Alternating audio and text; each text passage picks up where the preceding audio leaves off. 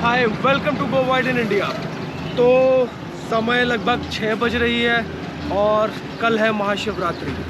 तो महाशिवरात्रि को सेलिब्रेट करने कुछ रफ जगहों से निकलेंगे और आप साथ में रात में बने रहिए हमारे साथ। बताइएगा कि आपको हमारे साथ महाशिवरात्रि कैसी देखने को मिली। अब मुझे आपके रिव्यूज़ का, आपके कमेंट्स का अपने कमेंट सेक्शन में इंतज़ार रहेगा। तो बने रहिए गो वाइल्ड इन इंडिया। तो आज हम आपको ले जा रहे हैं जूनेश्वर महादेव। जूनेश्वर महादेव जाने के लिए आज का दिन बहुत ही सही था। क्यों? क्योंकि आज महाशिवरात्रि है। हम जा रहे हैं जूनेश्वर महादेव, जो कि सूखे जंगलों में स्थित है। हम जा रहे हैं एक ऐसे वीरा जंगल को पार करते हुए उस गांव में जिसका नाम शिवपुरिया है और जहां पर एक खूबसूरत जगह स्थित है। मैं रात में यहाँ पे आने से बच रहा था क्योंकि जानता था अगर अंधेरा हो गया तो इस सूखे जंगल में बहुत ऐसे जीव हैं जो रात को निकलते हैं, भालू और न जाने क्या क्या। पहले भी यहाँ पे मैंने एक 100 स्केल्ड वाइपर को देखा था, एक झमझाऊ चूहे को देखा था। हम रास्ता भटक रहे थे लगातार, लगभग 7 किलोमीटर अंदर जाकर हमें वो गांव मिलना था। और कई बार रास्ता भटकने के बाद भी मुझे अपने भाई की बात याद आती रही कि भैया बस उस टंकी की ओर चलना है, कहीं और नहीं, बस उस टंकी की ओर। और हम पहुंच गए। हर हर महादेव। क्या हाल है? क्या जूनेश्वर महादेव का पड़ेगा? बस चला चल रहा है क्या तू भी वहीं? अच्छा चल।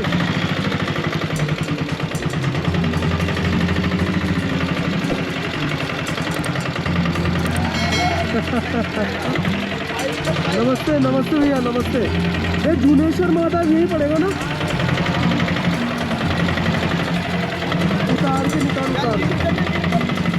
उनके मुताबिक बस हमें आवाज का पीछा करना था, बस पीछा, और हम पहुंच गए जूनेश्वर महादेव।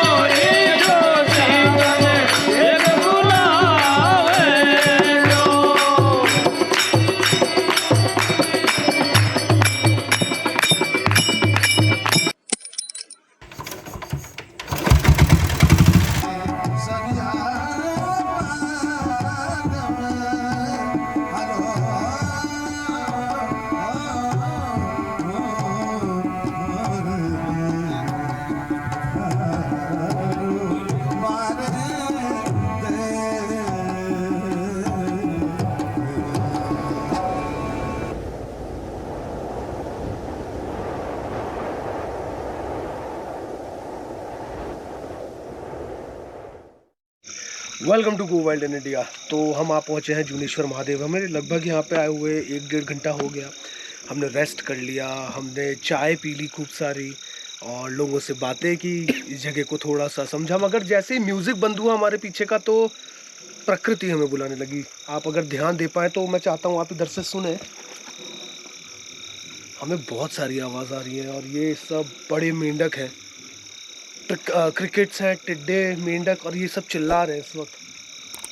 और इसके बाद मुझे लगता है कि अब मुझसे रुका नहीं जाएगा, तो हम जा रहे हैं थोड़ा ऊपर अंधेरे में इस जगह को थोड़ा सा एक्सप्लोर करके आते हैं। हालांकि हम इसको सुबह भी एक्सप्लोर करेंगे, मगर अंधेरे की बात ही कुछ और होती है। क्योंकि जिस जगह पे हम खड़े हुए हैं ये एक सूखा जंगल है और ऐसे जंगलों में यहाँ के जीव खास करके निशाचर होते हैं और वो रात को निकलना पसंद करते हैं।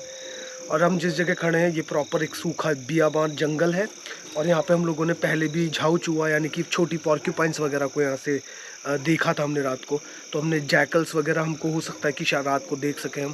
तो हम कोशिश करेंगे कि कुछ अच्छा सा देखने को मिले। तो आइए बने रहिए गो वाइल्ड इन इंडिया।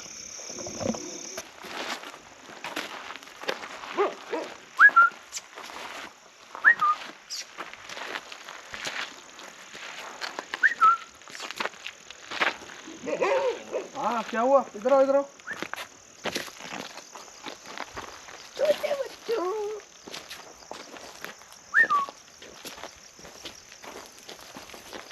और ज़रा देखिए, हमको हर जगह ये मिल ही जाते हैं, चाहे सूखे जंगल हो, चाहे हमारे घर के जस्ट बाहर। ये दोस्त हमारे कभी हमारा पीछा नहीं छोड़ते, है ना बच्चे? इधर आओ। क्या नाम है तुम्हारा? बढ़िया गंदे हो रखे हो तुम, है? कहाँ लौट के आए हो? पहले बताओ कहाँ लौट के आए हो? कहाँ लौट के आए हो? चलो बस बस, बहुत सारा प्यार हो गया। क्या हाल है बच्चे?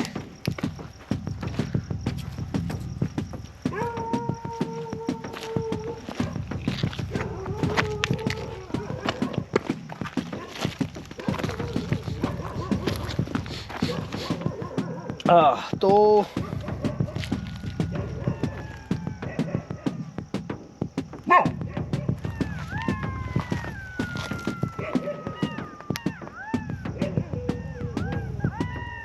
आप बहुत ध्यान से इसको सुनिए, ये जैकल्स है,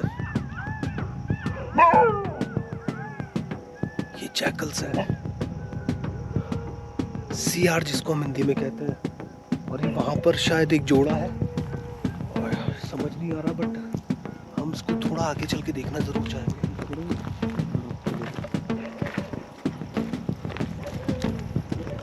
हमें उनकी आंखें दिख रही हैं, अगर आप देख पा रहे हो तो हमें उनकी आंखें दिख रही हैं, वो सामने है। और ये देखिए, हमें वहाँ पे आंखें दिख रही हैं, और वो एक पक्का जैकल है।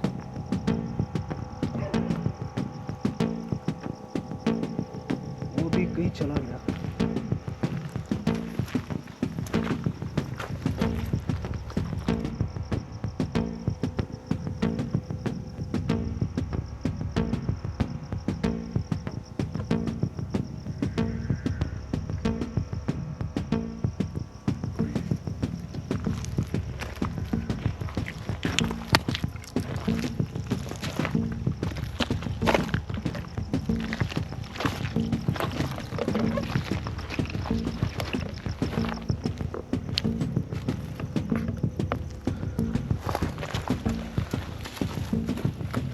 तो ज़रा देखिए, मेरा शक बिल्कुल सही था, यहाँ पे और जानवरों का मूवमेंट है।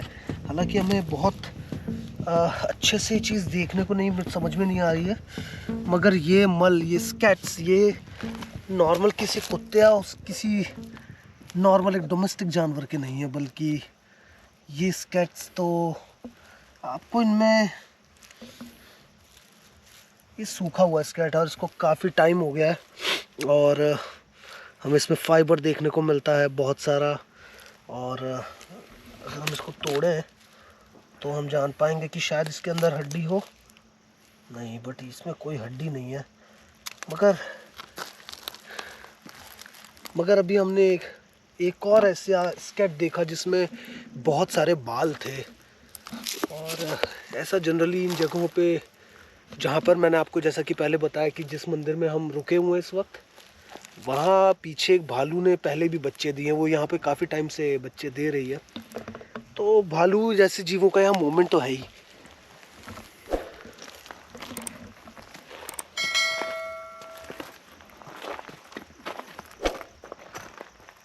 जरा देखिए, वहाँ पे हमारे ठीक सामने आंखें चमक रही हैं किसी जीव की। और कौन सा जीव है? आई थिंक ये कुत्ता है जो थोड़ी देर पहले भी हमारे सामने था और उधर की तरफ चला गया था। I don't know.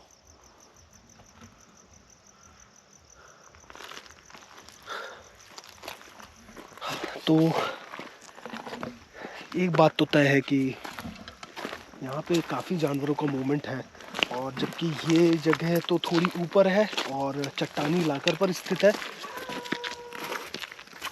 मगर जहाँ कल हम आपको घुमाने वाले हैं वो बिल्कुल पानी के पास में, और वहाँ पे हमको पक्का किसी जानवर के स्केच या पगमार्क जैसी चीज़ आपको देखने को मिल सकती है। तो हम कोशिश करेंगे कि आपको कुछ दिखा सके।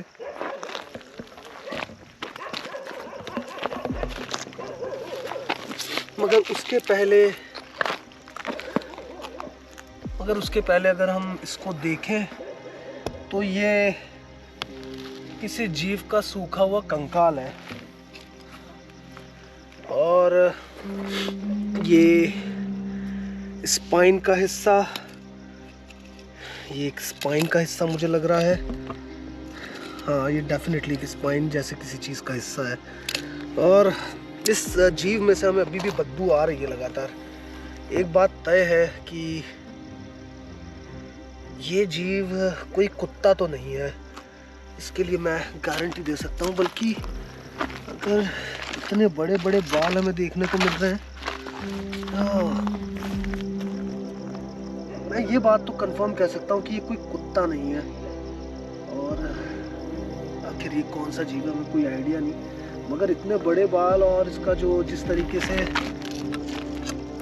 डिज़ाइन है वो ऐसा लगता है कि शायद कोई भालू जैसा जीव हो। बट ये क्या है हमें कुछ आइडिया नहीं।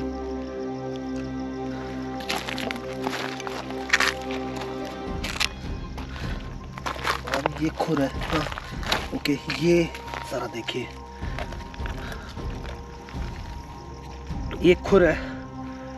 ये ठीक नाखून जैसी चीज़ है, मतलब जैसे हमारे नाखून होते हैं वो कैराटिन से बने होते हैं, और ये भी किसी जीव का नाखून है। आधा खुर है और आधा इधर का रहा होगा। हो सकता है कि ये जीव यही हो, या पर पता नहीं क्यों मेरा मन नहीं मानता कि आखिर ये जीव एक खुर वाला जीव होगा। और ज़रा देखिए, हमें दोनों खुर मिल गए, क्या खूबसूरत बात है। ज़रा देखिए, हमें एक खुर का सेट मिल गया। तो ज़रा देखिए, ये किसी गाय का खुर जैसा लगता है, कैराटीन से बना हुआ गाय का खुर। क्या खूबसूरत चीज़ है। और अगर आप हमारे आसपास देखें तो ऐसे कितने सारे स्केलेटन्स और हड्डियां और बिखरी हुए स्केट्स हमें देखने को मिलते हैं। मगर ये तो थी बात रात की। हम कोशिश करेंगे कि हम सुबह आपको कुछ और एक्स्ट्रा चीज़ें दिखा सकें, या कम से कम इस जंगल का निरीक्षण कर सकें। हम यहाँ पे जब पहले आए थे तो हमने देखा था कि यहाँ पे कुछ यज्ञशालाएं भी बनी हुई हैं, और लोग यहाँ पे आजकल आने लगे हैं, लाइट जलने लगी है, गांव पास में ही है। बट ये अभी भी एक सूखा बंजर इलाका है, और क्योंकि पीछे पानी का सिर्फ एक स्रोत है, हमें वहाँ पे कल चल के देखना चाहिए कि हमें वहाँ क्या देखने को मिलता है। मगर फ़िलहाल हमारी जर्नी अभी शुरू हुई है, याद रहे। तो हम जा रहे हैं अब कुछ भजन कीर्तन करने। तो बने रहिए, देखिए आगे देखने को क्या क्या मिलता है।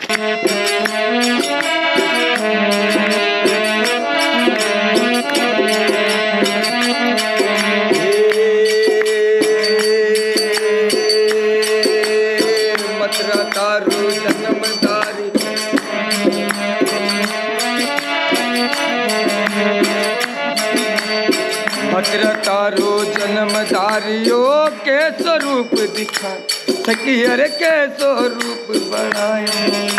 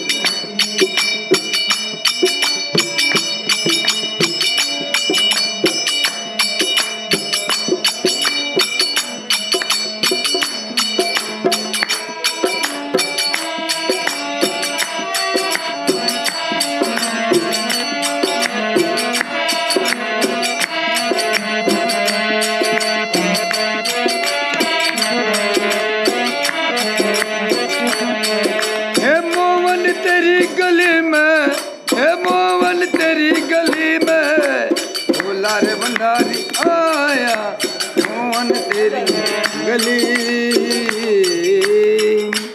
बोले शंकर भगवान की।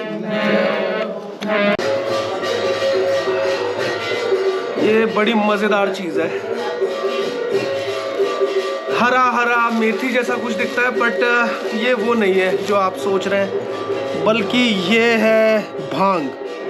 तो बेसिकली अगर आप महाशिवरात्रि पे हैं और ये उनका प्रसाद माना जाता है तो इसे सेलिब्रेट किया जाएगा, इसी को बनाया जाएगा। आखिर यहाँ पे शराब और गोश्त जैसी कोई चीज़ चलती नहीं है, क्योंकि ये बहुत ही बड़ा पर्व है, खासकर जो भोलेनाथ के अनुयायी हैं। मगर ये तो थी भांग, कैनबिस, एक पौधा जिसकी पत्तियाँ बाद में ले ली गई, उनको रगड़ लिया गया, वो बनी भांग। और अगर कैनबिस के पौधे की आप फ्लावर्स को यानी कि उनकी कलियों को ले लें तो वो कहलाएगा गांजा।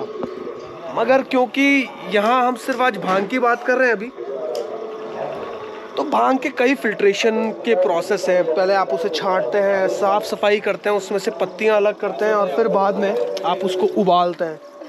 काफ़ी देर उबालने के बाद बीज ऊपर आ जाते हैं और फिर इसको उबालने के बाद बीज और अन्य गंदगी ऊपर आ जाती है। आप उसको इस तरीके से साइड में फेंक देते हैं और फिर उसको सुखाया जाता है और वापस से बहुत सारी मशक्क़त के बाद, मेहनत के बाद वो भांग तैयार होती है। आप उसमें कई चीज़ें और मिला सकते हैं, जैसा कि मेरे भाई लोगों ने यहाँ बताया। आप उसमें काली मिर्ची मिला सकते हैं वगैरह वगैरह, जो आपका मन है।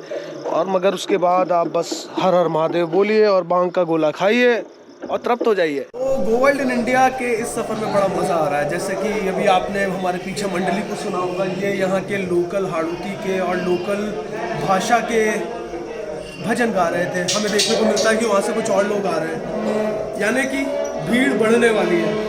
इस बात को शुरू करें इसके पहले समझ लें, मैं चाहता हूँ आप इस चीज़ को ध्यान से देखें। तो महाशिवरात्रि का पर्व है, कोई छोटा मोटा पर्व तो है नहीं।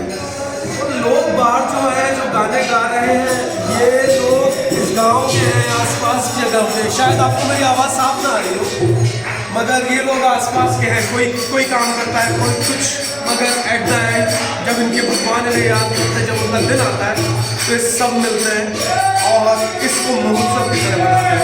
जरा देखिए,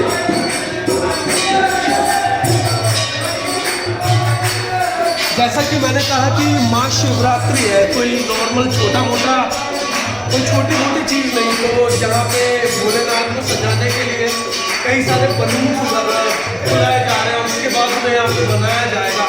ये है कोई पर्व से कम नहीं। हर हर महादेव। तो मैं चाहता हूँ आप हमारे साथ बने रहें। गो वाइल्ड इन इंडिया में समय है आपको खाने तक ले जाने का, मगर उसके पहले जैसा कि हमारे हिंदूज़ में किया जाता है, और आज कोई छोटी मोटी रात नहीं है, बताता हूँ क्या है।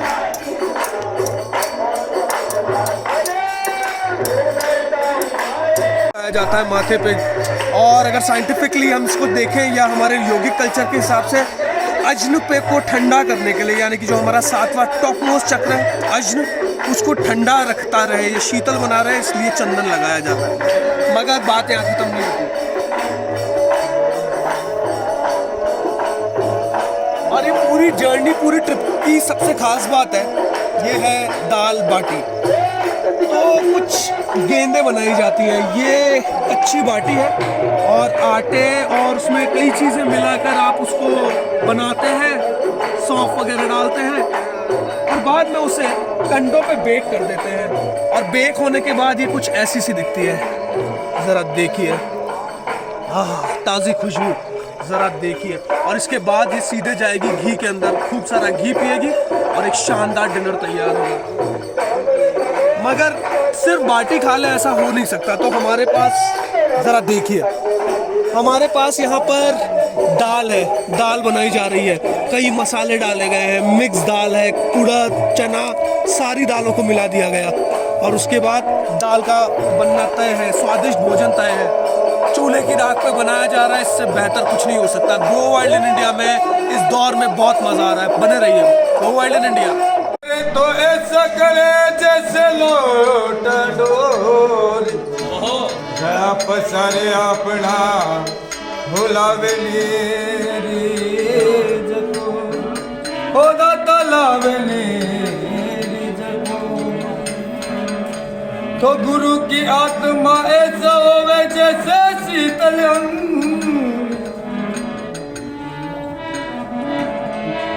खपत बुझा दे भगत की दे दे अपनो रंग गुरु दे दे अपनो। जरा देखिए, हम लोगों को यहाँ कुछ खास देखने को मिलता है। सबसे पहले तो एक शिवलिंग जिनके सामने नंदी विराजमान है, और हर बार की तरह फिर से देखा जाता है कि मुगल सल्तनत द्वारा कितने ही ऑर्डर्स के बाद इन सभी को खंडित कर दिया गया। मगर जैसा कि मैं हर बार बोलता हूँ, उम्मीद है तो सब कुछ है।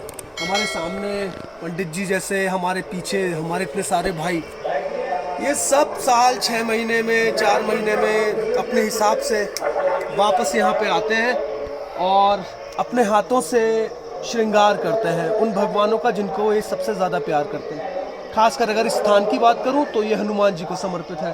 और ज़रा देखिए कितने प्यार से उनको वापस से लीपा जा रहा है, उनकी आंखें साफ की गई हैं, उनको पूजा जा रहा है।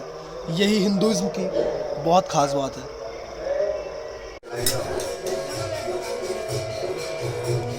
इसकी खुशबू मैं बता नहीं सकता, थोड़ी कसैली है और एकदम से समझ नहीं आता है। ऐसा लगता है जैसे आप कोई सूखी मेथी सूंघ रहे हो। से डंठलें और ये सारा कचरा हटा दिया जाएगा, सिर्फ और सिर्फ पत्तियां रह जाएंगी। उसके बाद इसको बहुत घोटा जाएगा, तब तक घोटा जाएगा जब तक ये पेस्ट नहीं बन जाता। जब इसको घोटा जाता है तो इसके अंदर जो पिगमेंट्स हैं वो आपस में रिएक्ट होते हैं और वो एक नशे का रूप ले लेते हैं। तो मैं ज़रूर ट्राई करना चाहूँगा, हालांकि मुझे डर है, मैंने भांग के बारे में कुछ अच्छे एक्सपीरियंस नहीं सुने। बट लेट्स सी हमको कल क्या देखने को मिलता है। बने रहिए गो वाइल्ड इन इंडिया। सुबह के 3:45 और भांग अब भी घुट रही है। कल की तैयारी पूरे जोरों शोरों से चल रही है।